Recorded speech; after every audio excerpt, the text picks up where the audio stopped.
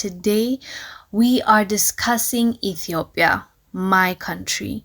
Ethiopians staged demonstrations in many parts of the country. There was protest in Addis, there was protest in Dessie, Gambella, Harar, Diredawa, Afar, in so many towns and cities because of the mainstream media and the Western world's narrative, false narrative, and interference. So basically, the theme of the protest was I stand for Ethiopia, I raise my voice. So we are saying we are tired, we are done with your fake narratives and you lying on us and about us. We're just tired of it. It's not fair to lie on us like this. And even the protest obviously was not broadcasted. You wouldn't find it on mainstream media because they don't care about it. The same thing I said about Haiti. They rather spin the narrative and talk about something else rather than do their jobs, which is reporting on what's going on in the world. But that's not the case because they have an agenda and they have masters to serve. And unfortunately, it's not the viewers and it's not the people that they're serving. So basically, what Ethiopians are saying is, we're done. Just leave us alone and hands off Ethiopia. That was one of the slogans people were chanting. It's because they have tried time and time again, especially in this recent few years, to dismantle Ethiopia. Unfortunately, they are using our own people. They are using misinformation. They are misleading people into thinking that Ethiopia is collapsing, basically. And the actual truth is, yes, there's conflict in Ethiopia, especially in the northern part of Ethiopia, as you all know, or maybe not all of you know, so maybe I'll just give you a backstory. There was a government once upon a time, 29 years ago, took power. Those people, their party, led Ethiopia, as I said, for 25 plus years. And then another leader came. So just imagine this, just to give you a picture. Since I came into this world, I only knew one party, one government, as in the same administration, never changed.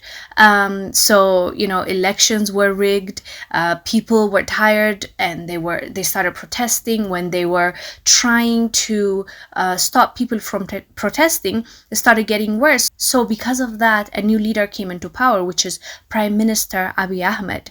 And after he took power, they didn't like his move, the way he's moving, the previous leader. So they went up north, and that's where they were situated because most of them came from the same region. So once they went back there, they started having issues with the government, which is the central government. And there was a back and forth, but it was not as bad as it is now. It got worse when those groups, now they're called the rebel groups because they're fighting against the central government, they went ahead and attacked Ethiopian military base, basically waging a war. If you're attacking a military base and you are killing soldiers that are Ethiopian soldiers, it doesn't matter if you're trying to fight for something big or great, you're literally turning against your own country. So the government started fighting back, and there was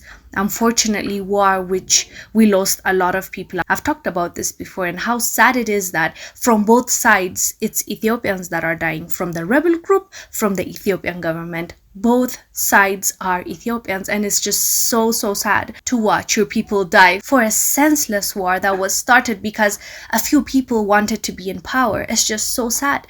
But obviously this is a simplistic way of explaining to you. There's a lot that went on, but to make a long story short, the West, specifically the US or the EU, they support mainly the rebel group because the rebel group used to be in power for 25 plus years, and they have relationships with them, and they used them to do certain things. So they want them to be in that position of power. So they're supporting them indirectly by spinning the narrative on their mainstream medias like CNN or BBC, and also the governments coming out like Biden or Anthony Blinken or the UN in general, speaking up when the rebel groups are being defeated, or staying quiet when the rebel groups are pushing forward and winning that battle. So it's just so unfortunate and a long story, but the main thing is now Ethiopians are saying enough is enough. We're not going to allow this narrative to continue because it's not true. We all know it's not right.